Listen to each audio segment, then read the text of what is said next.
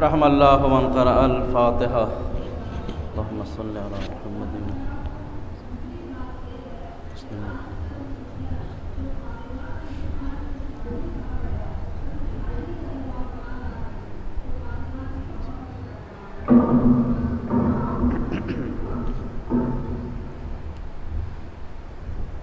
لا حول ولا قوة إلا بالله العلي العظيم أعوذ بالله من الشيطان الرجيم بسم الله الرحمن الرحيم الحمد لله الذي لم يتخذ صاحبة ولا ولدا ولم يكن له شريك في الملك ولم يكن له ولي من الذل وكبره تكبيرا والصلاة والسلام والتحية والإكرام على رسول الأنام النبي الأمجد المصطفى الأحمد أبي القاسم محمد اللهم صل على محمد وعلى أهل بيته الطيبين الطاهرين المعصومين المظلومين ولعنة الدائمة الباقية على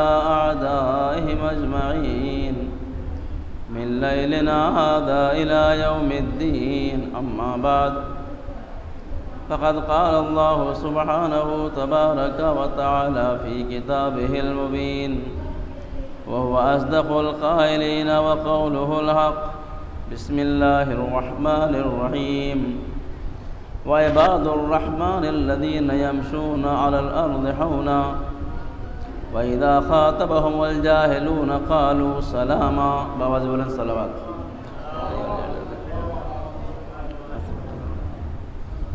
عزیزان گرامی قدر خمسے کی آج یہ پانچویں مجلس ہے چوتھی مجلس ہے اور گفتگو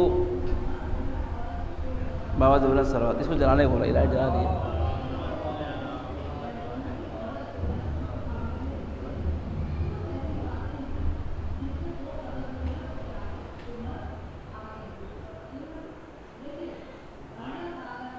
یہ لائٹ جلانے کو بولا کیا ہوا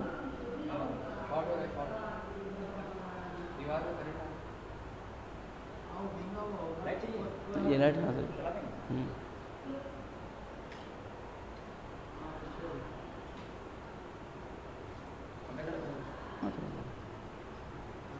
بابا زبر صلوات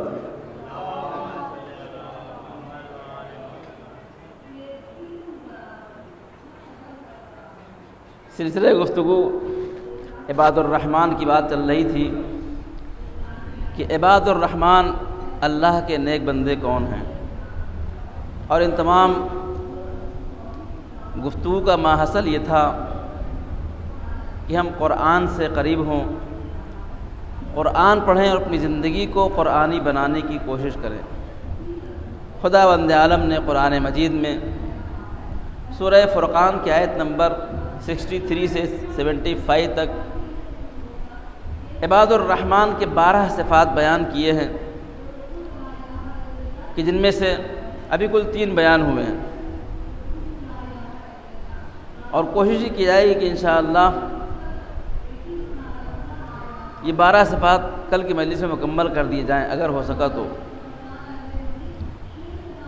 سب سے پہلی گفتگو یہ ہے کہ انسان اپنے بارے میں فیصلہ کرے کہ ہم بندے کس کے ہیں، اس لیے کہ بندگی اگر خدا کی ہے تو بندگی شیطان کی بھی ہے، اور انسان اگر خدا کا بندہ نہیں ہو سکتا تو آپ سمجھ لیجئے اگر شیطان کی بندگی کرے گا تو شیطان اس کو تباہ اور برباد کر دے گا۔ لہذا انسان کی کوشش یہ ہونی چاہیے کہ انسان خدا کا بندہ بنے، اور خدا کا بندہ بننے کے لیے ہمارے پاس نمونے ہونے چاہیے کہ ہم کس کو دیکھ کے خدا کی بندگی کو اختیار کریں۔ ہمیں چاہیے کہ ہم کائنات میں ان لوگوں کو دیکھیں کہ جو خدا کے مخلص بندے تھے۔ میں نے عرض کیا تھا کہ بندے 4 طرح کے ہوتے ہیں، کچھ بندے وہ ہوتے ہیں جو اللہ کے خالص بندے ہوتے ہیں، مخلصین لہ الدین، کچھ وہ جو ہوتے ہیں جو شیطان کے خالص بندے ہوتے ہیں، جو کبھی اللہ کی بندگی میں آئے ہی نہیں۔ کچھ وہ ہوتے ہیں کہ شروع میں تو اللہ کے بندے تھے، پھر راستے سے بھٹک گئے، شیطان کے بندے ہو گئے، اور کچھ وہ ہیں کہ جو شیطان کے بندے تھے راہ راست پر آ گئے اور رحمان کے بندے ہو گئے۔ یہ پورا موضوع ہے، لیکن ہمیں خود کو دیکھنا ہے۔ اے عزیز، ان مجالس سے جو روز آنا آپ کو میسج پہنچ رہا ہے وہ یہ ہے کہ ہمیں اپنا فیصلہ کرنا چاہیے کہ ہم کس زمرے میں آتے ہیں، اللہ کے مخلص بندے میں ہیں یا شیطان کے بندے میں ہیں۔ کل میں نے عرض کیا تھا کہ ہمارا معاملہ تو یہ ہے کہ ہم دل بدلو ہیں۔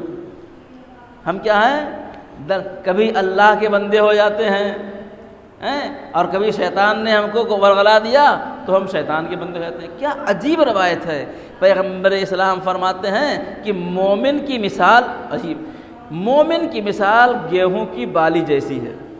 آپ نے گیہوں کھیت دیکھا ہے؟ آپ کے گیہوں کم ہو جاتا ہے۔ مومن کی مثال گیہوں کی بالی جیسی ہے۔ گیہوں کی بالی کیا ہوتی ہے؟ دیکھیں، دھان اور گیہوں میں دھان کی بالی، جب دھان آئے تو بالی جھک جاتی ہے، لیکن گیہوں کی بالی جو سیدھے کھڑی رہتی ہے۔ گیہوں میں پھل آنے کے بعد بھی گیہوں کی بالی جو سیدھی کھڑی رہتی ہے۔ رسول اعظم فرماتے ہیں کہ مومن کی مثال گیہوں کے جھاڑ جیسی، گیہوں کے درخت جیسی ہے۔ فرماتے ہیں کہ جب ہوا آتی ہے تو یہ گیہوں کے درخت کیا ہوتے ہیں؟ جھک جاتے ہیں، اور جب چلی جاتی ہے تو پھر اپنی جگہ کے اوپر آ کے کھڑے ہو جاتے ہیں۔ مومن کی مثال ایسی ہے کہ جب زمانے کی مصیبتیں آتی ہیں، شیطان کا حملہ ہوتا ہے تو تھوڑا سا ادھر ادھر ہوتے ہیں، لیکن پھر اپنی جگہ کے اوپر آ کے کھڑے ہو جاتے ہیں۔ یعنی مومن وہ ہے کہ جو شیطان کے چنگل میں پھنس کے ہمیشہ کے لیے جہنم کو اختیار نہیں کرتا ہے۔ باواز بلند صلوات۔ یہ کب ہوگا؟ یہ جب خدا کی بندگی کو ہم اختیار کریں گے۔ ہم کب خدا کی بندے، ہم اپنے کو کس مرحلے پر خود کو پاتے ہیں؟ ہم خدا کے بندے ہیں۔ صبح سے شام تک اپنی زندگی کے روٹین کو ہم چیک کریں، زندگی کے روٹین کو ہم چیک کریں اور دیکھیں کہ ہم کب خدا کے بندے ہیں اور کب شیطان کے بندے ہیں۔ یاد رکھیے، ان دونوں سے کوئی ہٹ کے نہیں ہے۔ جو انسان اپنے نفس کا بندہ ہے، شیطان کا بندہ ہے، ان النفس لامارۃ بالسوء، انسان کا نفس انسان کو برائی کی طرف کھینچ کے لے جانے والا نفس ہمارا برائی کی طرف۔ وہ کون ہے؟ وہ شیطان ہے۔ بڑے موذی کو مارا، نفس امارہ کو گر مارا۔ یہ نفس امارہ انسان کا شیطان ہے۔ تو جو انسان اپنے نفس کی پیروی کر رہا ہے، خواہشات کی پیروی کر رہا ہے، وہ بھی شیطان کی پیروی، شیطان کی بندگی کر رہا ہے۔ اور جو انسان دنیا کا غلام ہو کے رہ گیا ہے، وہ بھی شیطان کی۔ تو بندگی دو ہی طرح کی ہے، یا خدا کی بندگی ہے یا شیطان کی بندگی ہے۔ ہمیں دیکھنا یہ ہے کہ ہم خدا کی بندگی میں ہیں کہ شیطان کی بندگی میں ہیں۔ اور پھر صبح سے اٹھ کے دیکھیے، صبح سے اٹھ کے دیکھیے شام تک۔ اسی لیے کہتے ہیں ساتھ امام موسی کاظم علیہ السلام فرماتے ہیں کہ حاسبوا قبل ان تحاسبوا، اپنا محاسبہ کرو قبل اس کے کہ روز محشر تمہارا محاسبہ کیا جائے۔ ہمارا چاہنے والا وہ ہے کہ جو ہر رات اپنا حساب کرتا ہے۔ سونے سے پہلے اپنے پورے دن کا حساب کریے۔ ایک دکاندار ہے، دن بھر کاروبار کرتا ہے، شام کو حساب کرتا ہے کہ آج کتنا ہم نے پیسے کمائے ہیں۔ ہم کو صبح سے شام تک جب رات میں لیٹو تو اپنا حساب کرنا چاہیے گا، صبح سے شام تک کیا کیا ہم نے۔ اے عزیز، کوئی حساب کرنا کوئی نہیں آئے گا، کوئی مولوی نہیں ہے، کوئی آپ کا عالم نہیں آئے گا۔ یہ حساب خود کو کرنا ہے، اپنا حساب خود کرنا ہے اور اپنی کتاب خود پڑھنا ہے۔ اقرا کتابک کفی بنفسک اليوم حسیبا، سورہ بنی اسرائیل میں اللہ تعالیٰ فرماتا ہے کہ روز قیامت آپ کو کتاب دی جائے گی اور آپ کتاب خود پڑھیں گے۔ خود پڑھیے کتاب جو لکھا گیا ہے، تو اپنا حساب خود کر لیجئے۔ کیا کوئی دوسرا آپ کا حساب کرنے کے لیے نہیں آئے گا۔ کیوں؟ اس لیے کہ ان الانسان علی نفسہ بصیرہ، اس لیے کہ انسان اپنے نفس سے زیادہ آگاہ ہے۔ صبح سے دیکھے کہ آج صبح ہوئی تو میری نماز فجر ہوئی کہ نہیں ہوئی، ادا ہوئی کہ قضا ہوئی۔ ادا ہوئی تو پالنے والے تیرا شکر کہ میں نے اپنے دن کا آغاز تیری عبادت سے کیا۔ کتنے لوگ ہیں، میں نے شاید اس کو پہلے آپ سامنے عرض کیا کہ ہمیشہ ادگھاٹن اچھی چیز سے ہوتا ہے. ہاں ایک بڑا کارخانہ کھولا آپ نے, بڑی دکان کھولی آپ نے, تو کیا کرتے ہیں, مولانا ذرا آئیے حدیث کے ساتھ پڑھ دیجئے اور ذرا سا کوئی دعا پڑھ دیجئے, کوئی سورہ پڑھ دیجئے تاکہ ادگھاٹن اچھا ہو جائے. ہے کہ نہیں ہے؟ ٹوٹو نیا لے کے آئے, کیا کرتے ہیں, مولانا صاحب دعا پڑھ دیجئے آج اس کا ادگھاٹن ہے. تو ہم چاہتے ہیں کہ ہماری دنیا کا جو آغاز ہو وہ اچھی طریقے سے آغاز ہو. ہم اپنی لائف کو دیکھیں کہ ہم جب صبح اٹھتے ہیں تو ہماری زندگی کا آغاز حلال سے ہو رہا ہے کہ حرام سے ہو رہا ہے. اگر انسان نماز فجر کو قضا کر کے اپنی صبح کا آغاز کر رہا ہے تو گناہ سے اپنی زندگی کا آغاز کر رہا ہے. کیوں؟ اس لیے کہ ہر روز جو صبح ہو رہی ہے یہ آپ کی نئی زندگی ہے. النوم موت الاصغر, موت دو طرح کی ہے, ایک موت اصغر ہے اور ایک موت اکبر ہے. یہ جو رات میں سو جاتے ہیں, خراٹے مار رہے ہوتے ہیں, یہ کیا ہے؟ یہ موت اصغر ہے. موت اصغر اس لیے ہے کہ صبح آپ کو جگا دیا جائے گا یا آپ جگ جائیں گے. جب انسان سو جاتا ہے تو روح جسم سے نکل جاتی ہے, لیکن موت اصغر میں ہوتا یہ ہے کہ روح پلٹ کے آ جاتی. موت اکبر میں یہ ہوتا ہے کہ روح نکل گئی تو نکل گئی, اب جگایا کرو بھائی صاحب اٹھ جاؤ, اب نہ بھائی صاحب نہ بہن جی کچھ نہیں, اب کھیل ہو گیا ختم. تو ہم جب رات میں سو جاتے ہیں تو ہم مر جاتے ہیں. ربنا امتنا تثنتین واحیتنا اثنتین, 2 مرتبہ زندہ کیا اور 2 بار مارا, 2 زندگی اور 2 موت. یا تو روز زندگی اور روز موت ہے. رات میں سو گئے تو مر گئے. اب جب صبح ہوئی, جب صبح کا ہم نے آغاز کیا تو نئی زندگی. اب یہ نئی زندگی کیسے شروع کر رہے ہیں؟ یہ ہماری نئی زندگی کا, ہمارے بچے پیدا ہوتے ہیں نہیں, بچہ پیدا ہوتا ہے تو مستحب یہ ہے کہ اس کے داہنے کان میں اذان کہی جائے, بائیں کان میں اقامت کہی جائے, اور اس کے بعد اس کو کیا کیا جائے؟ غسل ولادت دیا جائے. یہ تمام چیزیں, یہ غسل ولادت دینا, بچے کو پاک کرنا, کان میں اذان کہنا, ایک کان میں اقامت کہنا, یہ زندگی کو اچھی طریقے سے نیک چیزوں سے آغاز کرنا ہے. اے عزیز, ایسا نہیں ہے کہ جس دن پیدا ہوئے تھے اس دن ہم بھول جاتے ہیں. ہم یہ سمجھتے ہیں کہ جس دن پیدا ہوئے تھے اس دن زندگی کا آغاز ہے, جس دن مر جائیں گے اس دن زندگی کا انجام ہے. ایسا نہیں ہے. روزانہ زندگی کا آغاز ہے, روزانہ زندگی کا انجام ہے. جب صبح اٹھتے ہیں تو زندگی کا آغاز ہے, جب رات سو جاتے ہیں تو ایک زندگی کا انجام ہے. انہیں دیکھنا کہ ہم کیا کر زندگی کا آغاز کیسے کر رہے ہیں. اگر نماز فجر قضا کر کے زندگی کا آغاز کر رہے ہیں تو گویا آج کا دن ہم نے کیا کیا؟ گناہ سے شروع کیا. لیٹ جائیے بستر پہ سونے کے لیے, واٹس ایپ ہے, فیس بک ہے, انٹرنیٹ ہے, سب کچھ ٹھیک ہے. ان سب کے باوجود بھی ایک مرتبہ بیٹھ کے پورے دن کا حساب کیجئے کہ آج کی جو زندگی ہم کو ملی تھی, سب سے پہلی بات تو جب انسان کی صبح آنکھ کھلے تو اللہ کا شکر ادا کرے کہ تو نے مجھے زندہ و سلامت رکھا. اے عزیز, اس مجلس کے حوالے سے میں آپ کو ایک میسج دے رہا ہوں. آج جائیے, جب سونے کو ہو تو ایک مرتبہ پورے دن پہ ایک نظر ڈالیے کہ صبح سے شام تک کیا کیا میں نے. نماز فجر پڑھی کہ نہیں پڑھی؟ اگر پڑھی تو دن کا آغاز اللہ کی عبادت سے کیا. اللہ تیرا شکر ہے کہ میں نے تجھے یاد کر کے اپنی زندگی کا آغاز کیا. اگر نہیں پڑھی, قضا کی, سوتے رہ گئے ٹانگ پھیلا کے, تو کیا ہوا؟ اس کا مطلب میں نے اپنی آج کی زندگی کا آغاز حرام سے اور گناہ سے کیا. بستر پہ لیٹ کے اللہ سے استغفار کیے, میرے معبود معاف کر دے, آج سو گئے, آنکھ نہیں کھلی, نماز قضا ہو گئی, نماز قضا ہو گئی, اللہ معاف کر دے گا.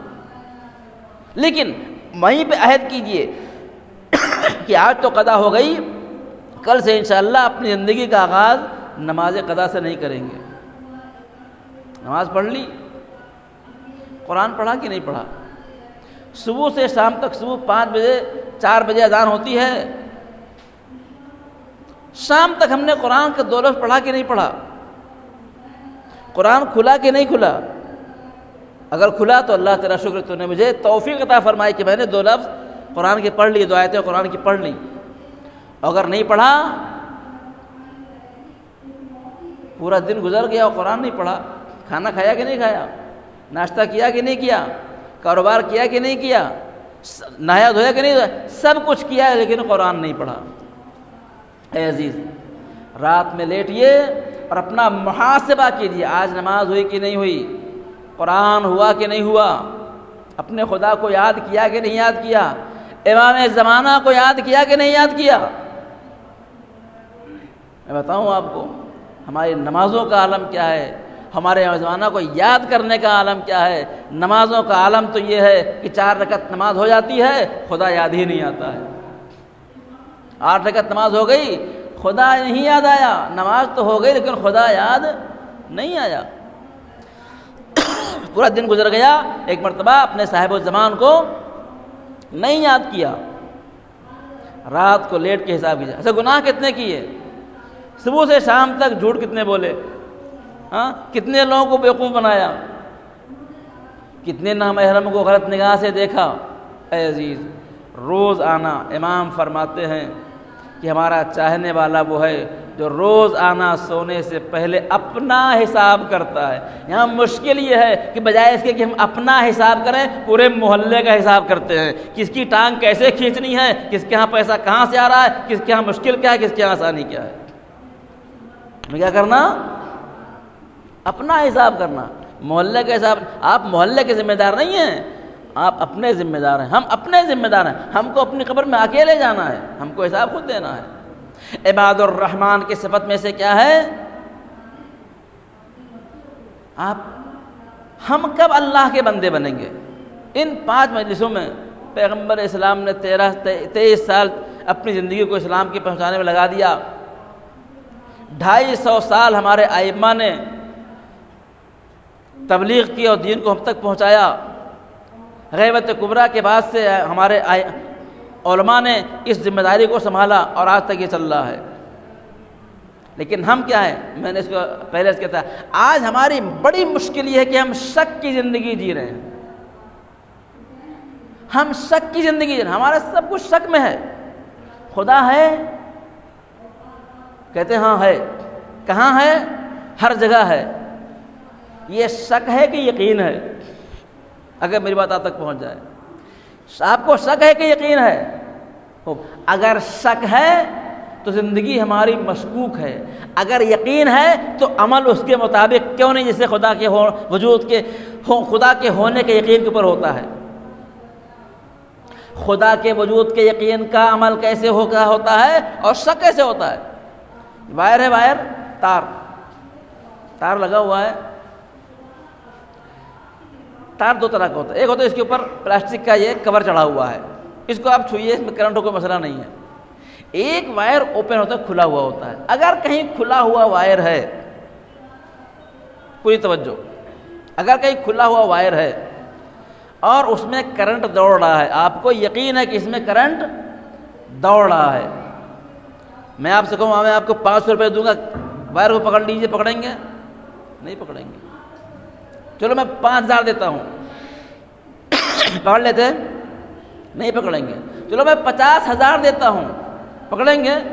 1 لاکھ نہیں، 10 لاکھ، 1 کروڑ نہیں، کتنی پوری دنیا آپ کو دی جائے، لیکن جس وائر کے اندر کرنٹ دوڑ رہا ہے، آپ کو یقین ہے کہ یہاں کے اوپر کرنٹ دوڑ رہا ہے، تو آپ کروڑوں روپے لے کے بھی اس وائر کو ہاتھ نہیں لگائیں گے۔ اے کاش میری بات آپ تک پہنچ جائے، چونکہ آپ کو یقین ہے کہ اس میں کرنٹ ہے، اس لیے اس کے قریب آپ نہیں جائیں گے۔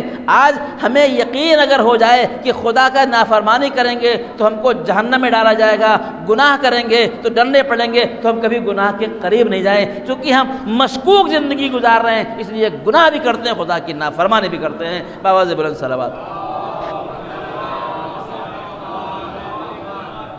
تو اس شک کی زندگی سے باہر نکلیے، یقین کی زندگی میں آئیے۔ اگر کتنی عجیب بات ہے، ایک بات آپ سے کہتا ہوں، اگر انسان کو خدا کے وجود کا ہر جگہ ہونے کا یقین ہو جائے تو ہمارے سماج سے گناہ ختم ہو جائے۔ ہاں، کبھی آپ نے غور کیا، میاں بیوی میں جھگڑا ہو گیا، علیحدگی ہو گئی، لڑکی والے، اچھا جب شادی ہوتی ہے تو لڑکے والے چڑھ کے ہوتے ہیں، اور جب جھگڑا ہوتا ہے تو لڑکی والے چڑھ کے ہوتے ہیں. کیوں؟ اس لیے کہ گورنمنٹ میں لڑکی والوں کی بات بہت مانی جاتی ہے. پوری توجہ. ہاں، شادی میں لڑکے والے چڑھ کے اور جھگڑے کے بعد لڑکی والے چڑھ کے. جھگڑا ہو گیا، اب کیا ہے؟ اب چلے گئے پولیس اسٹیشن پہ. اب گئے پولیس اسٹیشن پہ، اب کیا کر رہے ہیں؟ مقدمہ لکھا رہے ہیں. اے کاش میری بات آپ تک پہنچ جاتی ہو. جب ایک آدمی اپنے داماد یا ان کے گھر والوں کے خلاف بیٹھ کے مقدمہ لکھا رہا ہوتا ہے اور جھوٹے کیس دائر کر رہا ہوتا ہے تو کیا اس کو خدا کے ہونے کا یقین ہوتا ہے کہ نہیں ہوتا ہے؟ آپ جا کے دیکھیے کورٹ میں کتنے مقدمے پڑے ہوئے ہیں کہ ایک شیعہ دوسرے شیعہ کے اوپر مقدمہ کیے ہوئے ہے، جھوٹے مقدمے کر رکھا ہوا ہے. مجھے تعجب تو اس وقت ہوتا ہے کہ جو مقدمہ کر رہا ہے وہ بھی شیعہ، جس کے لیے ہو رہا ہے وہ بھی شیعہ. یہ کون سے شیعہ ہیں؟ یہ کون سے امام کے ماننے والے ہیں؟ یہ کون سے خدا کو ماننے والے ہیں کہ جھوٹے مقدمے ایک دوسرے کے اوپر درج کرا رہے ہیں اور اس کے بعد مولا کا یا حسین یا حسین لبیک یا حسین کہتے ہیں. کیوں؟ وجہ یہ ہے کہ ہم کو خدا کا یقین نہیں، نبی کا یقین نہیں، امام حتیٰ کہ امام زمانہ کا یقین نہیں ہے. عباد الرحمن یقین کی منزل وَاعْبُدْ رَبَّكَ حَتَّىٰ أَتَاكَ الْيَقِينُ. یقین کب آئے گا معلوم؟ یقین کب آئے گا؟ یقین اس دن آئے گا جس دن ملک الموت سے ملاقات ہوگی. ابھی ہم شک میں جی رہے ہیں. جو لوگ یقین کی منزل کو پا لیتے ہیں وہ اللہ کے خاص بندے بن جاتے ہیں، وہ اللہ کے خاص بندے ہو جاتے ہیں. اور پھر ان کے سامنے دنیا و مافیہ میں خدا کے علاوہ کچھ نہیں ہوتا ہے. مولا کائنات نجیب العالم فرماتے ہیں صفات متقین میں کہ صغر ما دونہ، جب متقی خدا سے قریب ہوتا ہے تو خدا کے علاوہ ہر چیز کو حقیر سمجھنے لگتا ہے. لیکن آج ہماری مشکل یہ ہے کہ ہم شک کی زندگی جی رہے ہیں. روز مجلسیں ہو رہی ہیں، روز جلوس ہو رہا ہے، روز ماتم ہو رہا ہے، روز علم نکل رہا ہے. مجھے تو تعجب اس بات کے اوپر ہوتا ہے کہ ابھی آپ جو لوگ ہمارے بزرگان ہیں گواہی دیں گے کہ آج سے 20 سال پہلے یہاں کتنی مجلسیں ہوتی تھیں.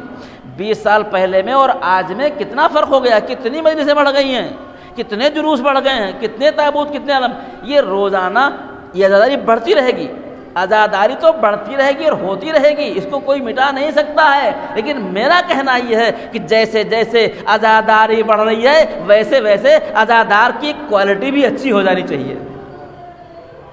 ہاں، ورنہ یہ کوانٹٹی سے کوئی فائدہ ہونے والا نہیں جب تک ہمارے اندر کوالٹی پیدا نہ ہو. بابا سے بلند صلوات.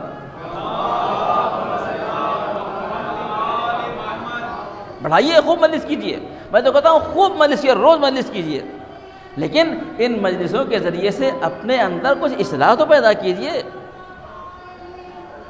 رات میں 12 بجے تک 4-5 مجلسیں کر کے گئے اور جا کے انٹرنیٹ پہ گناہ کر رہے ہیں. ابھی محرم میں عشر اولا میں ایک دن ہمارے پاس مجلس روزانہ روز لائیو ہوتی تھی چینل کے اوپر. ایک دن بچے نے میری مجلس کو ریکارڈ کیا اور ریکارڈ کرنے کے بعد اس کو ریلے کرنے کا تھا، ٹیلی کاسٹ کرنے کا تھا. اس نے ایک بٹن دبایا، مجلس ڈیلیٹ ہو گئی. کیا ہوا؟ ایک نیکسٹ جانا تھا، کیا کیا اس نے؟ بیک چلا گیا. نیکسٹ کے بجائے بیک کا بٹن دبا دیا. کیا ہو گیا؟ پوری 1 گھنٹے کی مجلس کیا ہو گئی؟ ڈیلیٹ ہو گئی. آپ سمجھے اس سوشل میڈیا کے زمانے میں، انٹرنیٹ کے زمانے میں، الیکٹرانک میڈیا کے زمانے میں کم سے کم کو سمجھنا چاہیے کہ ایک غلط بٹن دبا دینے سے پوری 1 گھنٹے کی ریکارڈنگ کیا ہو گئی؟ ڈیلیٹ ہو گئی، ختم ہو گئی. یاد رکھیے ہم پوری زندگی مجلسیں کرتے ہیں، رات بھر جگتے ہیں، صبح نماز فجر ادا نہیں کیا، ساری عزاداری کیا ہو گئی؟ ڈیلیٹ ہو گئی. اگر آپ چاہتے ہیں باقی رہے تو اس صحیح بٹن کو دبائیے جو حسین ابن علی نے فرمایا ہے. بابا سے بلند صلوات. بات سمجھ آ رہی ہے؟ روز محشر ہوگا اور نامہ اعمال دیا جائے گا. سمجھے آپ؟ اگر آپ ایسا کریں کہ جلوس ہو رہا تھا، صبح سے شام تک کا جلوس ہے، صبح سے فون لے کے ٹہل رہے ہیں، صبح سے ریکارڈنگ کر رہے ہیں، شام تک ریکارڈنگ کری پورے جلوس کی، اور شام کو جب گھر آئے اب اس کو کیا کیا جائے؟ اب اس کو یوٹیوب پہ ڈالا جائے تو دیکھا کیا ہے؟ کچھ ریکارڈ ہی نہیں ہوا. کیوں نہیں ہوا ہے؟ اس لیے کہ صحیح بٹن دبایا نہیں تھا. روز محشر ایسے ہی ہوگا. ہماری کتاب میں بہت سارے اعمال جو ہم نے بڑی مشقتوں سے انجام دیے ہیں لکھے ہی نہیں ہوں گے. کیوں؟ اس لیے کہ کام تو کیا لیکن بٹن صحیح دبایا نہیں تھا. جو سیو ہونے کا بٹن تھا وہ نہیں دبایا, ہم نے وہ بٹن دبا دی, اسے سارا کا سارا کیا ہو گیا؟ ڈیلیٹ ہو گیا. ہم نے تمام مستحبات کو انجام دیا, عزاداری انجام دی, سب کچھ کیا, لیکن حسین کے بتائے ہوئے راستے پر نہیں گئے, سب کچھ ڈیلیٹ ہو گیا. بابا بلند صلوات. اب جلوس ہو گیا نا, اب جلوس ہو, اب دوبارہ تو جلوس ہوگا نہیں, اب دوبارہ یہ ریکارڈنگ واپس نہیں آئے گی. روز محشر ہو گیا, اب عمل کرنے کی جگہ نہیں ہے. اب جو ڈیلیٹ ہو گیا وہ ڈیلیٹ ہو گیا, جو سیو رہ گیا وہ سیو رہ گیا. اب اسی کی بنیاد پر آپ کو جنت و جہنم ملنے والی ہے. اے عزیز, آپ روزانہ اپنا حساب کیجئے کہ ہم نے صبح سے شام تک عباد الرحمن کی صفات کیا ہیں. ہم عباد الرحمن کو پڑھ رہے ہیں نہیں, سورہ فرقان آیت نمبر 63 یہاں سے ہم نے شروع کیا. اور میں روزانہ اس بات کو عرض کرتا ہوں کہ ہمیں ایک ایک صفت, 12 صفات ہیں, زیادہ نہیں ہیں. میں نے شاید عرض کیا تھا کہ ہم کبھی بیٹھ کے سوچیں کہ ہمارے کتنے معصوم ہیں. معصوم 14 ہیں. اگر ایک ایک معصوم کی ایک ایک صفت اپنے اندر پیدا کرنا شروع کر دیں تو ہمارے پاس 14 ایسے صفات پیدا ہو جائیں گے جو دنیا میں کسی کو نہیں ہو. کبھی بیٹھ سوچا کہ پیغمبر اسلام کی ہمارے اندر کون سی صفت پائی جاتی ہے. کبھی سوچا کہ علی کی ہمارے اندر کون سی صفت پائی جاتی ہے. کبھی غور کیا کہ امام حسن کی ہمارے اندر کون سی ایک صفت. یہ حضرات خداوند عالم کے صفات کے مظہر ہیں, لیکن ہم یہ نہیں کہتے کہ آپ ان کے جیسے بن جائیے. لیکن نہیں, ہم صرف ایک بات کہتے ہیں, آپ ایک صفت اپنے اندر بیٹھ غور کیجئے کہ میرے اندر پیغمبر اسلام کی کون سی صفت پائی جاتی ہے. پیغمبر کیا تھے؟ پیغمبر کی بڑی صفت میں سے ایک صفت ہی تھی, وہ صادق تھے. اتنے سچے تھے کہ کفار مکہ بھی آپ کو کہا کہ محمد صادق کہتے تھے. کیا ہم سچے ہیں؟ اگر ہم واقعاً سچے ہیں تو ہمارے اندر پیغمبر اسلام کی ایک صفت پائی جاتی ہے, نبی کی ایک صفت پائی جاتی ہے. علی کیا تھے؟ علی شجاع تھے, بہادر تھے, یتیموں کے ساتھ مہربانی کرتے تھے.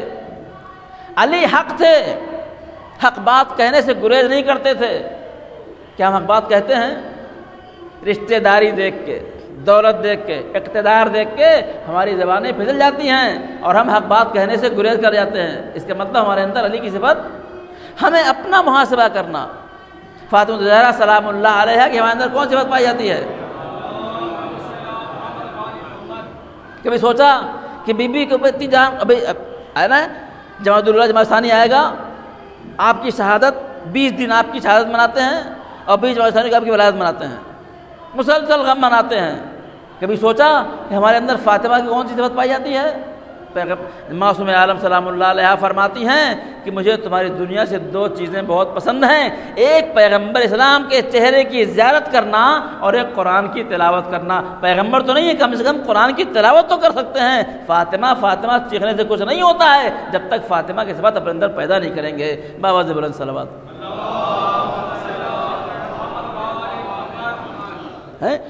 اور ہمارے لیے مقام فخر ہے کہ ہمارے پاس ایسے نمونہ عمل ہیں دنیا میں. جب علی ہیں, جب پیغمبر اسلام ہے تو پیغمبر اسلام سے بہتر کوئی نہیں ہے. جس زمانے میں علی ہیں اس زمانے میں علی سے ہمارا امتیاز ہی یہی ہے, ہم اس کو امام مانتے ہیں جو اپنے زمانے کا سپریم ہوتا ہے. اور وہ تمام صفات جو دنیا میں صفات حسنہ ہو سکتے ہیں وہ سب ہمارے امام میں جمع ہوتے ہیں, اکٹھا ہوتے ہیں. اگر علم نام کی کوئی چیز ہے تو ہمارے امام سے بڑا کوئی عالم نہیں ہے. اگر شجاعت نام کی کوئی صفت ہے تو ہمارے امام سے بڑا کوئی شجاع نہیں ہے. اگر سخاوت نام کی کوئی صفت ہے تو ہمارے امام سے بڑا کوئی سخی نہیں ہے. ہم یہ باتیں تو فضائل میں کہتے ہیں, آپ کو سن کے اچھا بھی لگتا ہے, لیکن ہم کو دیکھنا یہ ان فضائل میں سے کتنے ہمارے اندر پائے جاتے ہیں. فضائل پڑھ کے واہ کر لینے سے علی کی محبت کا حق ادا نہیں ہوگا. اور پھر سن لیجئے, میں ہر ساری بات کو عرض کرتا ہوں کہ ہمارے پاس کیا ہے؟ ہمارے پاس علی تو ہے لیکن دور دور ہے. علی کیا ہے؟ دور دور. چمن کلی کلی, علی یہ تو ہے نا، کتنے نعرے رکھتے ہیں، شہر شہر گلی گلی، علی علی علی چمن چمن ہیں، شہر شہر گلی گلی ہیں، ہمارے گھر میں نہیں ہیں۔ جس دن علی ہمارے گھر میں آ جائیں گے اس دن ہماری دنیا بدل جائے گی، ہماری آخرت بدل جائے گی۔ علی کہاں کر دیا؟ علی کو شہر شہر گلی گلی کر دیا۔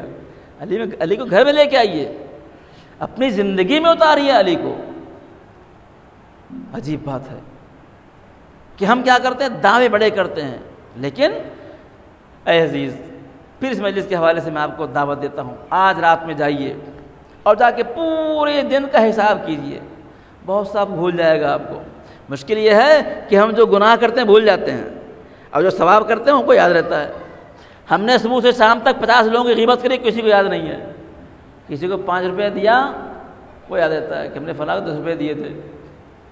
تو یہ ہماری صفت ہے کہ نیکیاں کرتے ہیں تو ہم کو یاد رہتا ہے، اب برائیاں کرتے ہیں تو ہم کو یاد نہیں رہتا۔ کیوں؟ اس لیے کہ بہت سی برائیوں کو ہم برائی سمجھتے ہی نہیں ہیں، اور مولا علی فرماتے ہیں کہ سب سے بڑا گناہ یہ ہے کہ انسان گناہ کو گناہ نہ سمجھے۔ بس عزیزو، آج کی گفتگو عباد الرحمن، ہم خدا کے بندے بنے۔ پہلی صفت کیا تھی؟ عباد الرحمن الذین یمشون علی الارض ہونا، جو زمین کے اوپر بڑے اطمینان و سکون سے چلتے ہیں، تواضع کے ساتھ چلتے ہیں۔ وَإِذَا خَاطَبَهُمُ الْجَاهِلُونَ قَالُوا سَلَامًا، دوسری صفت کہ جب وہ جاہل ان سے مخاطب ہوتے ہیں تو وہ ان سے سلام کر کے نکل جاتے ہیں۔ کل کی گفتگو تیسری صفت کا ہے عباد الرحمن کی۔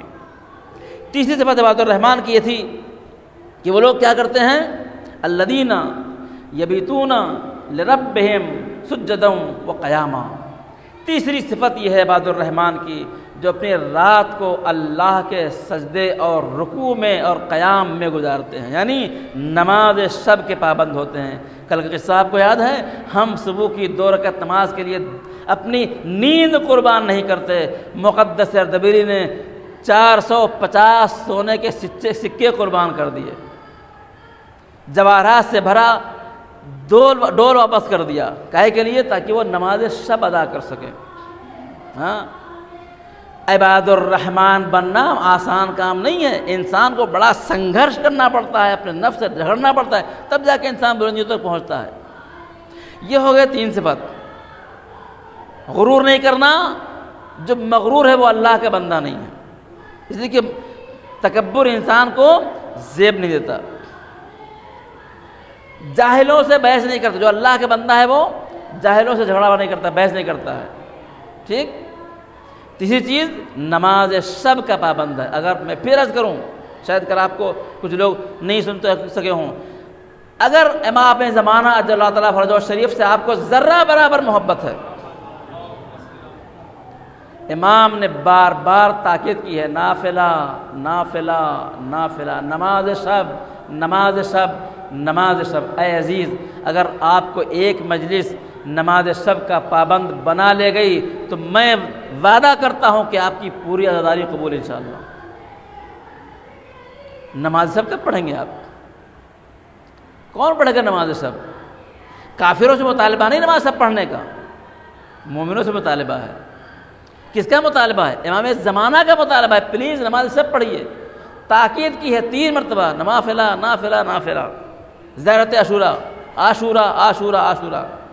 ابھی دیکھا جب کرونا وائرس کے ہنگامہ ہوا، سیکنڈ ویو آیا، بہت سے لوگ السلام علیکم یا باب عبداللہ زیارت عاشورہ شروع کر دیا۔ ادھر کرونا وائرس کا تھوڑا سا اثر ہلکا ہوا، چھوڑ دیا۔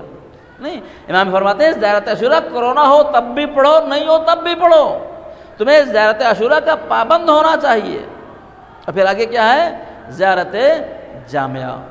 جامعہ 2 طرح کی، ایک جامعہ کبیرہ، جامعہ صغیرہ ہے۔ آپ صغیرہ پڑھیے، آپ کو ٹائم نہیں ہے، جامعہ کبیرہ بہت بڑی ہے، سمجھے آپ، صغیرہ پڑھیے۔ لیکن امام زمانہ 3 تاکید کی ہے، نماز شب، زیارت عاشورہ اور زیارت جامعہ۔ اے عزیز، ہم بیٹھ کے بھی سوچیں کہ اپنے امام زمانہ کو کتنا ہم چاہتے ہیں۔ امام نے ہم سے 3 مطالبہ کیا، ہم سے کتنا ہم اس کو انجام دیتے ہیں کہ بھی نماز شب پڑھتے ہیں۔ زیارت عاشورہ کیا ہے؟ کرونا میں پڑھ لیا تھا۔ جامعہ کیا ہے؟ جامعہ کا تو پتہ نہیں کبھی کہاں ہوتی نہیں معلوم، ہم نے دیکھا بھی نہیں۔ کتنی اچھی بات ہوتی کہ لوگ جمع ہوتے اور زیارت جامعہ پڑھتے۔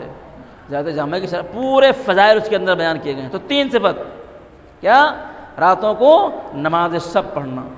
اے عزیز کوشش کیجئے زمانہ غیبت کبریٰ ہے، امام کے ظہور کا وقت بہت نزدیک ہے، کہیں ایسا نہ ہو کہ امام زمانہ کے ظہور کی آواز آ جائے اور ہم سوتے رہ جائیں اور پھر بعد میں پچھتا ہوا کاش ہم جگتے ہوتے۔ آپ نے سنا ہے نا 40 صبح اگر آپ نے دعائے عہد پڑھی، 40 صبح اگر دعائے عہد پڑھی تو امام زمانہ کے ظہور کے وقت آپ کو بلایا جائے گا مکے، زندہ رہے، آواز کان میں آئے گی انا المہدی، پہلا پیر کہاں؟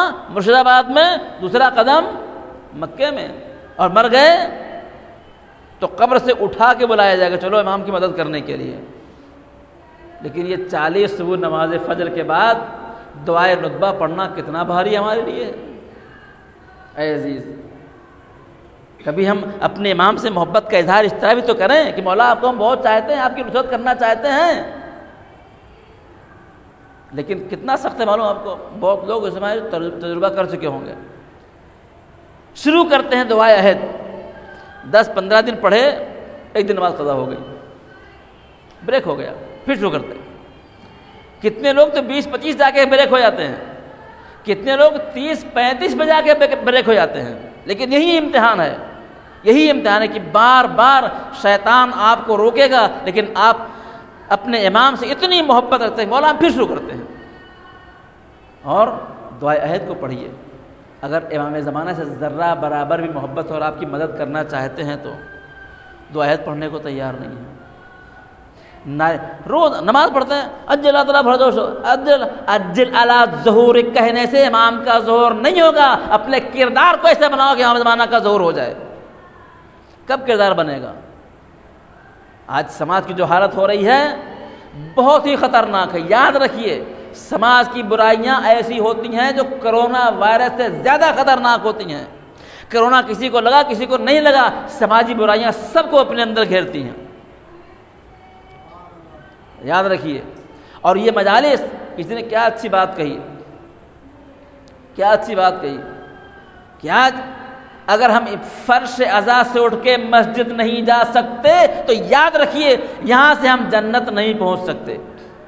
اگر ہم کو فرش ازا سے اٹھ کے مسجد پہنچنے کا شعور اور ہنر آ گیا تو سمجھیے جنت آپ کے سامنے ہے۔ ہاں یاد ہے آپ کو پہلی مجلس؟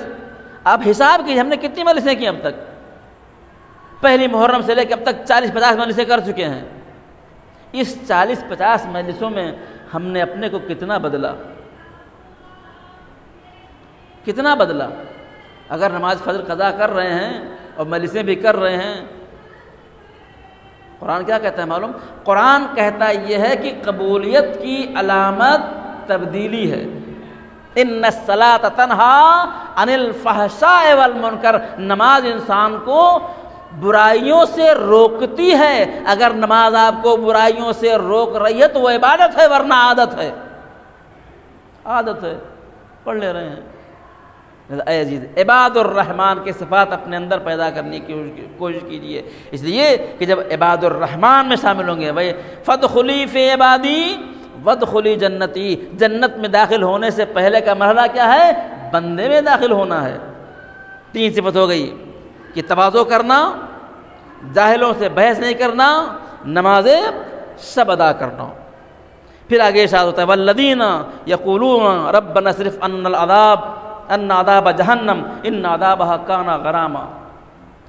جو عباد الرحمن ہے نا ان کو عذاب جہنم کا خوف ہوتا ہے۔ ہم کبھی جہنم کے بارے میں کچھ چیزیں جو ہم سوچتے ہی نہیں ہیں۔ پہلی بات تو موت کے بارے میں سوچتے ہیں کہ ہم کو کوئی مرنا ہے۔ خود اپنا امتحان کیجئے کہ کبھی لیٹ کے سوچیں کہ ہم مر جائیں گے؟ ہم کبھی مرنے کو نہیں سوچتے کہ ہم کو کوئی مرنا ہے۔ حتیٰ کہ جنازہ اٹھاتے ہیں، قبرستان میں لے کے جاتے ہیں، سامنے والے کو دفن کرتے ہیں، تب بھی یہ خیال نہیں آتا ہم کو بھی مرنا ہے۔ نہ مرنے کو سوچتے ہیں، نہ کبھی قیامت کو سوچتے کہ ایک دن قیامت آئے گی۔ چونکہ قیامت کے بارے میں ہمارے مجلسوں نے پڑھایا تھا۔ ایک صاحب تھے مرحوم ہو گئے بیچارے، ہم سے کہتے تھے مولانا اگر میری زندگی تو میں آپ سے ایک خمسہ قیامت کے بارے میں پڑھواؤں گا۔ قرآن مجید میں 6000 سے زیادہ آیتیں ہیں، جن میں سے 2000 سے زیادہ آیتیں قیامت کے بارے میں ہیں۔ 1/3 آف قرآن قیامت کے بارے میں۔ ہم میں سے کبھی کسی سوچا قیامت کے بارے میں؟ ہم کبھی قیامت کے بارے میں سوچتے ہی نہیں ہیں کہ ایک دن قیامت آئے گی، ایک دن کیا ہوگا، امام زمانہ سے ملاقات ہوگی، امام علی سے ملاقات ہوگی، ہمارے اعمال ہمارے سامنے ہوں گے اور میزان قائم ہوگا، اچھائی برائی تولی جائے گی، کوئی جہنم میں جائے گا، کوئی جنت میں جائے گا۔ ہم کہاں جائیں گے؟ جنت میں جائیں گے۔ ہمارے ذاکرین نے ہم کو مطمئن کر رکھا ہے تم کو تو سیدھے جہنم میں جانا ہے۔ نہیں، جنت میں جانا ہے۔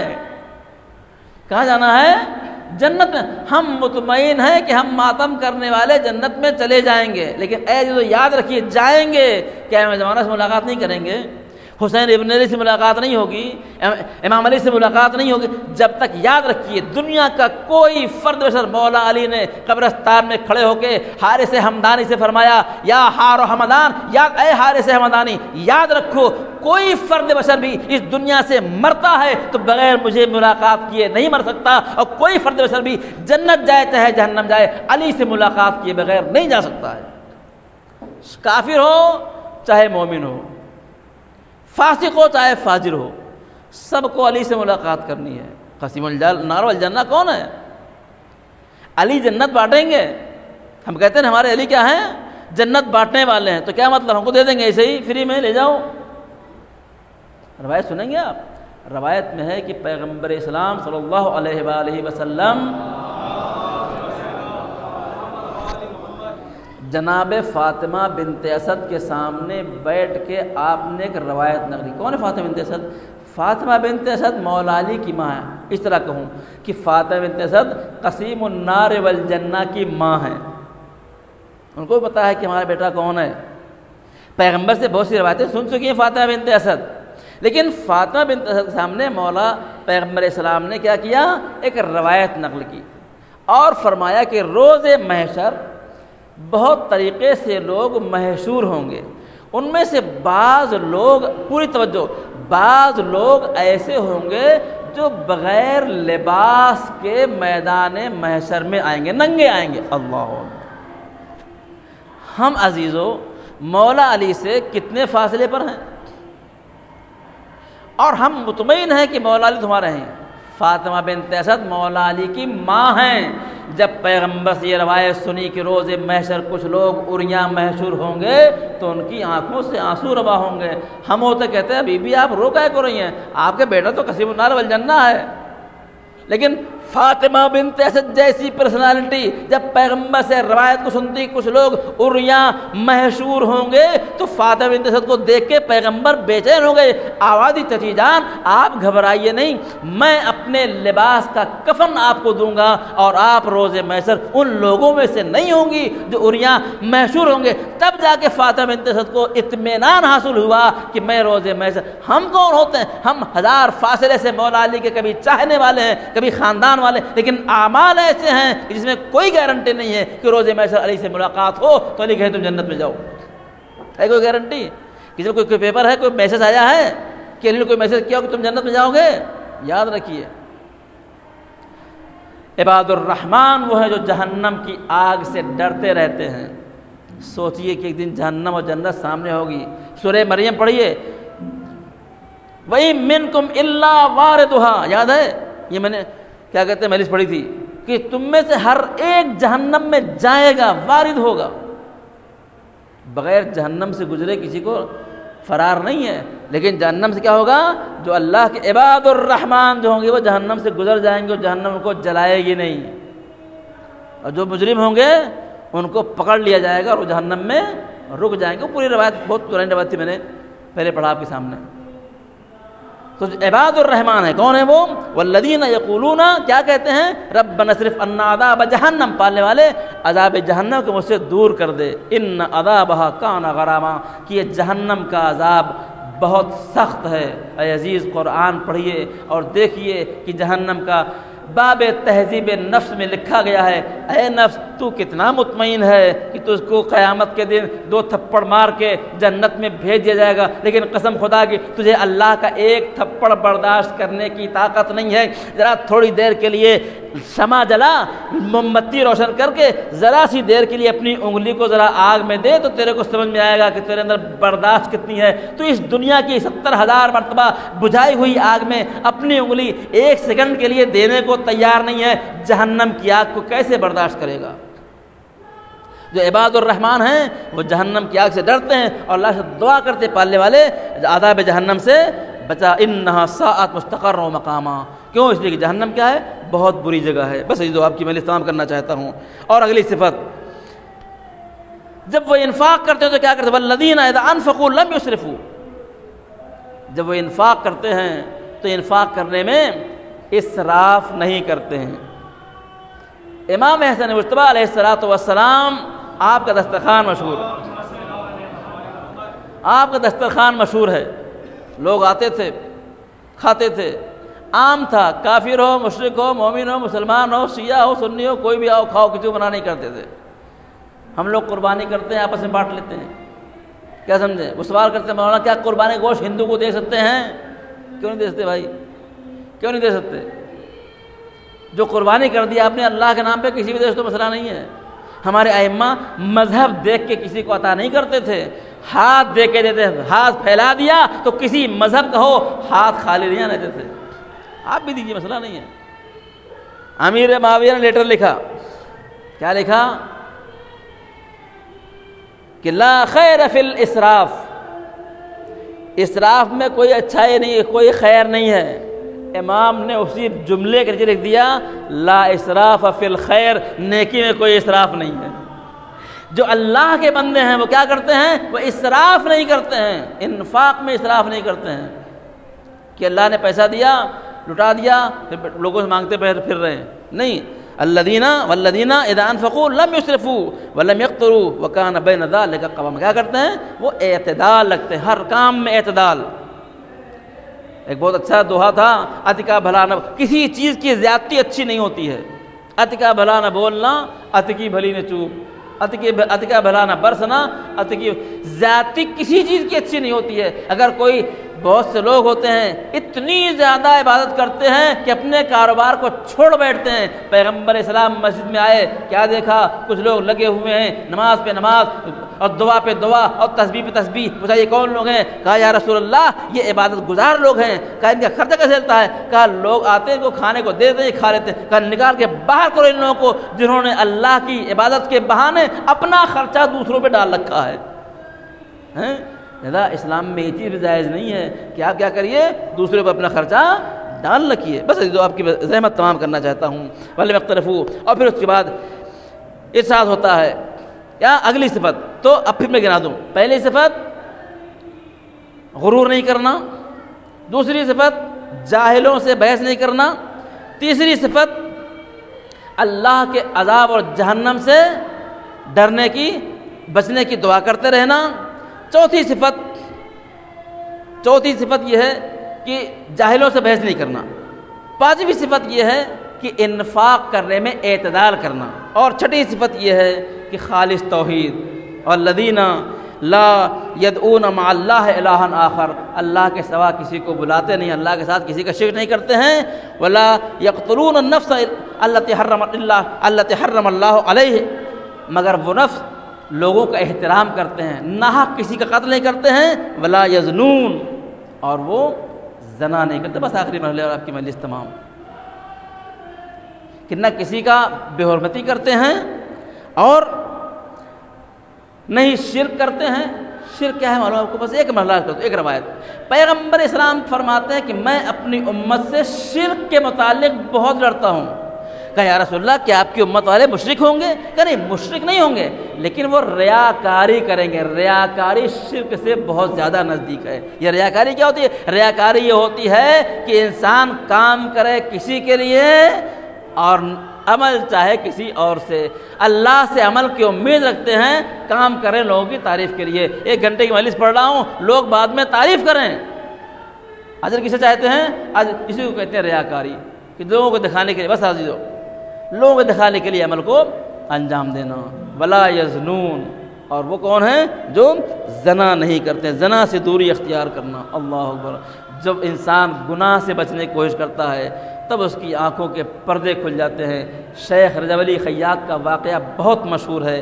رجب علی خیاط ایک خوبصورت جوان تھے، ان کی پھوپھی کی لڑکی ان کے اوپر فدا تھی، پوری توجہ فدا تھی، لیکن وہ اپنے نفس کو محفوظ رکھتے تھے۔ آج ہمارے یہاں تو لوگ بہانے ڈھونڈتے ہیں، تجھے ہر بہانے سے میں دیکھتا ہوں، تماشائے دیر و حرم دیکھتا ہوں۔ یہاں تو لوگ بہانے دیکھتے ہیں، لیکن حقیقت یہ ہے کہ جو لوگ مردان الہی ہوتے ہیں، جو اللہ کے بندے عباد الرحمان ہوتے ہیں، وہ ایسی چیزوں سے پرہیز کرتے ہیں۔ یاد رکھیے، ایک مرتبہ انسان کی ان آنکھوں سے بھی زنا ہوتا ہے۔ کسی نامحرم کو غلط طریقے سے نگاہ دیکھنا، نگاہ ڈالنا گناہ ہے، حرام ہے۔ سورہ نور پڑھیے آپ، وَقُلْ لِلْمُؤْمِنِينَ يَغُضُّوا مِنْ أَبْصَارِهِمْ، مومن کو اپنی نگاہوں کو نیچے رکھیں۔ ان کی پھوپھی کی لڑکی ان کے اوپر فدا تھی۔ ایک دن ممی نے کہا، محلے میں رہتی تھی، ممی نے کہا لے جاؤ، یہ تھوڑا سا سالن بنا ہے دے کے آؤ۔ جب یہ لے کے چلے، ان کو پتا تھا کہ لڑکی بہت خطرناک ہے۔ راستے پر دعا کیا پالنے والے گھر میں کوئی ہو، پھوپھی امی ہو ہماری، تاکہ گھر پہنچے، کھٹکا مارا، دروازہ کھولا تو بہن نے دروازہ کھولا، گھر میں کوئی ہے؟ گھر میں کوئی نہیں، آ جاؤ، گھر میں کوئی نہیں ہے۔ انہوں نے کہا لے جاؤ، اپنے ممی نے دیا ہے سالن، کہا یہ بہت بھاری ہے، گرم ہے، لا کے تم رکھ دو کچن میں۔ رجب علی خیاط سمجھ رہے ہیں کہ اس کا شڑی انتر کیا ہے، یہ ہم کو لے کے اندر پھنسائے گی، بدماشی کرے گی۔ اتنے میں ایک صاحبہ محلے کے آ گئی، رجب علی کیا حال ہے؟ ہاں خالہ، یہ سالن ہماری امی نے بھیجا ہے۔ ان کو ذرا سہارا ہوا کہ ایک عورت ہے یہاں کے اوپر، تو اس عورت کے سہارے یہ گھر کے اندر داخل ہوئے اور سالن کو اندر رکھنا چاہا۔ ادھر اس لڑکی نے ان خالہ کو واپس کیا، دروازہ اندر بند کیا، اور اب آگے آگے رجب علی خیاط اور پیچھے پیچھے پھپھیری بہن، اس کمرے میں اس کمرے میں، یہاں دلال میں بھاڑ کے بھاگتے بھاگتے کیا ہوا، چڑھ گئے اوپر چھت پہ، وہ پیچھے پیچھے گناہ کے ارادے سے۔ اے عزیز، آپ نے یوسف پیغمبر دیکھ رکھا ہے نا، 7 دروازے بند تھے، زلیخا نے یوسف کو گناہ کی دعوت دی، یوسف نے خود کو روکا اور پھر بھاگے، گناہ سے بھاگے تو تالے لگے ہوئے دروازے اپنے آپ کھلتے کھلتے چلے گئے۔ ہمارے استاد کہتے ہیں کہ جب گناہ سے تمہیں بھاگنا ہو تو تم بھاگو، اس لیے کہ جو خدا یوسف کا ہے وہی خدا تمہارا بھی ہے، جو اس کے لیے دروازے کھول سکتا ہے بچنے کا، وہ خدا تمہارے لیے بھی دروازہ بچنے کے لیے کھول سکتا ہے۔ رجب علی خیاط چھت پہ چڑھ گئے، اب وہ آگے بڑھے ان کو پکڑنے کے لیے، کہا قریب میں ہم کود جاؤں گا یہاں سے،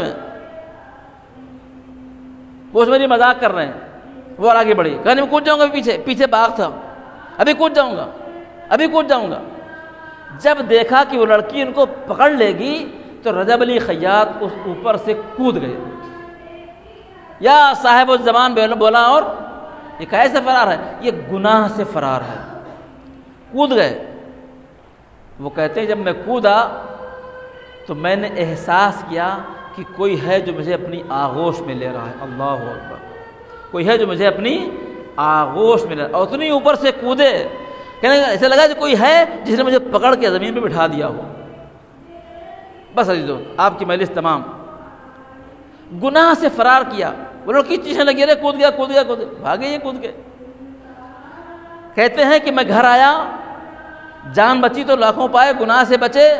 اب یہ کہتے ہیں کہ اب جب اذان ہوئی نا، تو اب جو اذان کی آواز میرے کان میں آئی تو دوسری اذانوں سے یہ اذان الگ تھی، اللہ اکبر۔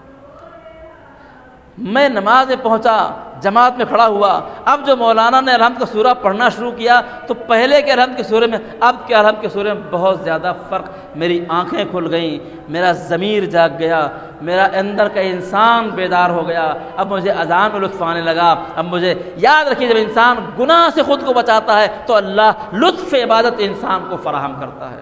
اے نوجوانوں، آگے بڑھو، حسین ابن علی کے چاہنے والوں، حسین کا ماتم کرنے والوں، آگے بڑھو، خود کو گناہوں سے بچاؤ۔ عباد الرحمن بننا ہے تو زنا سے بچو۔ اے عزیز، آج ابھی ہیں ہمارے اسی علاقے میں، اسی شہر کے اندر کتنے گناہ اور کتنے زنا ہو رہے ہیں، اللہ اکبر۔ اس موضوع پہ گفتگو کون کرے گا؟ پیغمبر اسلام فرماتے ہیں کہ آخری زمانے میں جب زنا کی کثرت ہوگی تو اموات ناگہانی عام ہو جائے گی۔ آج انسان رات میں آپ ملاقات کیجئے، صبح مرنے کی خبر آ جاتی ہے۔ یہ کیوں ہے؟ یہ زنا کی کثرت کی بنا کے اوپر ہے کہ انسان پٹاپٹ مرنے چلا جا رہا ہے۔ اے عزیز، یاد رکھیے، ہم نے اگر خود کو نہیں بچایا، سماج کو پاک نہیں کیا اور ان مجلسوں کے ذریعے سے اپنے سماج کو ہم نے پاک و پاکیزہ نہیں کیا تو سمجھ لیجئے ایک دن وہ آنے والا ہے کہ ہم اتنا ڈوب جائیں گے نکلنا مشکل ہو جائے گا۔ میں پھر عرض کروں، اور آپ کی مجلس تمام، حسین ابن علی نے جس دین کے لیے قربانی دی وہ دین کون سا ہے؟ یہ وہی دین ہے کہ جس میں گناہ نہیں کرنا ہے، یہ وہی دین ہے کہ جس میں حرام نہیں کھانا ہے، یہ وہی دین ہے جس میں نماز کو قضا نہیں کرنا ہے۔ ورنہ حسین نے اس دین کے لیے ہرگز قربانی نہیں دی ہے کہ جس میں آپ گناہ کریے، نماز قضا کیجئے، حرام کھائیے، نامحرم کو دیکھیے، زنا کیجئے خدا نخواستہ۔ کربلا کی قربانیاں معمولی نہیں ہیں۔ میں نے عرض کیا اگر ہم اپنی پوری زندگی حسین کے نام پہ لٹا دیں پھر بھی ہمارے یہ تمام ثروت و زندگی حسین کے علی اصغر کے برابر بھی نہیں ہو سکتی ہے۔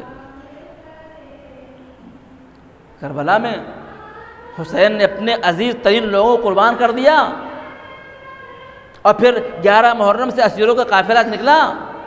ان اسیروں میں بیویاں بھی ہیں اور بچے بھی ہیں، چوتھے امام بھی ہیں 4 سال کے، سکینہ بنت الحسین بھی ہیں۔ اللہ اکبر۔ جناب سکینہ سلام اللہ علیہا، اللہ سب کو انشاءاللہ شام جانے کی زیارت کی توفیق عطا فرمائے، وہاں جائیں۔ ایک چھوٹی سی زری الگ بنی ہوئی ہے قید خانے میں، یہ کس کی قبر ہے؟ یہ جناب سکینہ بنت الحسین کی قبر ہے۔ وہاں پہ لکھا ہے رقیہ بنت الحسین۔ رقیہ اور سکینہ دونوں ایک ہی ہیں۔ کبھی سوچا اے عزیز میں اپنی عورتوں سے خطاب کرتا ہوں کہ جس سکینہ کو اتنا قلق تھا کہ میں اپنا چہرہ نہیں چھپا پاتی ہوں، اس سکینہ کا ماتم کرنے والی عورتیں بے پردہ کیسے ہوتی ہیں؟ جس زینب کو بے پردگی کا غم تھا اس زینب کی کنیزوں کو بے پردہ ہونا کیسے گوارا ہوتا ہے؟ بس عزیز آپ کی مجلس تمام، سکینہ وہ بچی ہے کہ جو کربلا میں عصر عاشور سے لے کے شام کی تاریکی تک مسلسل ستائی گئی، مسلسل پریشان کی گئی۔ اور روایت کہتی ہے کہ حسین جب مکے سے کربلا کی طرف جا رہے تھے اور مسلم ابن عقیل کی شہادت کی خبر آئی تو حسین ابن علی خیمے میں آئے اور آ کے مسلم کی چھوٹی بچی کو بلاتے ہیں، اپنے زانوں میں بٹھاتے ہیں اور سر پہ دست شفقت پھیرتے ہیں۔ خاندان رسالت کی بچی تھی، کہتی ہے چچا کیا میں یتیم ہو گئی؟ آپ میرے سر پہ ایسے دست شفقت پھیرتے جیسے یتیموں کے سر پہ ہاتھ پھیرا جاتا ہے۔ حسین کی آنکھوں سے آنسو رواں ہو جاتے ہیں اور آواز دیتے ہیں میری بیٹی تو یتیم ہونے کا غم نہ کر، حسین ابھی زندہ ہے۔ میں کہوں گا میرے مولا ابھی حسین ہے، ابھی یتیم ہے، مسلم ہے، دست شفقت پھیرنے والا ہے۔ عصر عاشور کیا ہوگا جب نو کے نیزہ پہ حسین کا سر ہوگا اور سکینہ کے دامن میں آگ لگی ہوگی، شمر تماچے مار رہا ہوگا، تب یہ سکینہ کس کو آواز دے گی؟ اجرکم اللہ۔ روایت کہتی ہے کہ سکینہ نے کربلا سے کوفہ اور کوفہ سے شام تک بڑے دکھ دیکھے۔ شام کے زندان میں روایت میں لکھا ہے کہ شام کے زندان میں جب شام کو سکینہ پرندوں کو جاتے ہوئے دیکھتی تھی تو پوچھتی تھی پھپھی اماں یہ پرندے کہاں جا رہے ہیں؟ تو آواز آتی تھی یہ پرندے اپنے اپنے گھروں کو جا رہے ہیں۔ تو پلٹ کے کہتی تھی پھپھی اماں ہمیں وطن جانا کب نصیب ہوگا؟ سکینہ کو اپنے وطن جانے کی بڑی خواہش تھی، لیکن ازادارو شام کے زندان میں ایک رات اندھیرے میں سکینہ کی گریہ کی آواز بلند ہوئی، ہائے بابا کہہ کے رونے لگی۔ ارے ہم نے دیکھا یہ ہے کہ جب کوئی یتیمہ اپنے باپ کو یاد کرتا ہے تو لوگ بچے کو آ کے تسلی دیتے ہیں، لیکن یہ حسین کی بچی تھی، جب خواب میں باپ کو دیکھا تو بجائے اس کے کی تسلی دی جاتی حسین کا سر بھیج دیا گیا۔ سکینہ نے باپ کا سر پایا، منہ پہ منہ رکھ کے گریہ کرنا شروع کیا، بابا ابھی تو آپ مجھے لینے کے لیے آئے تھے، ارے آپ کو کس نے اشارت نہ کر دیا؟ روایت کہتی سکینہ گریہ کرتے کرتے ایک مرتبہ خاموش ہوئی۔ زینب سمجھی کہ سکینہ سو گئی، آگے بڑھی حسین کے سر کو جو سکینہ کی آغوش ادا کیا تو سکینہ کا سر ایک طرف جھک گیا. زینب نے آواز دی انا للہ و انا الیہ راجعون. شام کے اس زندان میں واسقینا کی آواز بلند ہوئی. عزادارو روایت کہتی ہے کہ سکینہ رخصت ہو گئی. صبحی غسالہ کو بلایا گیا. اب جب سکینہ کو غسل دینے کا مرحلہ آیا, ایک مرتبہ غسالہ کہتی ہے بی بی اس بچے کو کون سا مرض تھا؟ ارے اس کا کرتا اس کے جسم سے چپکا ہوا. زینب تڑپ گئی. آواز دی بی بی ارے اسے کوئی مرض نہ تھا.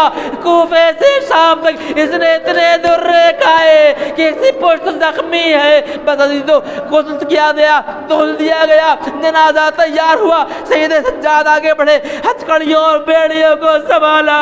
ایک مرتبہ چھوٹے سے جنازے کو اٹھایا, تربت کے قریب عجب نے رخ کیا ہو کربلا کا بابا. کھلے ہاتھوں سے اکبر کا جنازہ اٹھانا آسان ہے.